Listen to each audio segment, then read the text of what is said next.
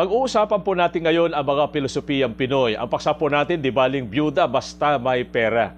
Ayon po sa isang Pilipinong psikolohista na si Dr. Tim Brisa sa kanyang aklat Sariling Wika at Pilosopiyang Pilipino, sa kanyang pananalita, hindi aaminin ng Pinoy na siya isang materialistiko sapagkat para sa kanya hindi magandang pakinggan ito at salungat din sa kanyang pagkarelihiyoso.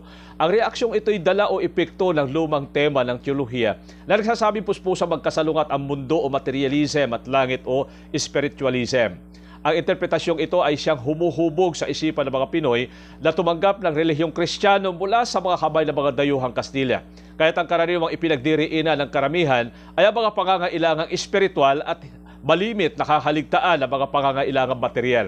Halimbawa, madalas natin marinig ang mga ito, aanhin mong kayamanan kung mawawala naman ang kaisa-isa mong kaluluwa.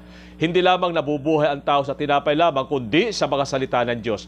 Subalit sa totoong buhay o sa tunay na takbo ng mga pangyayari, sa gawa at sa layunin, ang mga Pinoy ay muspusang praktikal. Ang kaugaliang ito ay siyang nilalaman ng kanyang mga kasabihang, di baling byuda, basta may pera, at kalimutan ang lahat, wag lang ang bayad. Kaya batay sa mga ito, maaaring sabihin sa larangan ng pangangatwiran, ang Pinoy ay spiritualistic, ngunit sa pagnanasa at sa gawa, siya'y materialistic. Ito ang isang halimbawa ng tinatawag nilang split-level Christianity na mga Pilipino. Hanggang sa muli, adios, maraming salamat po.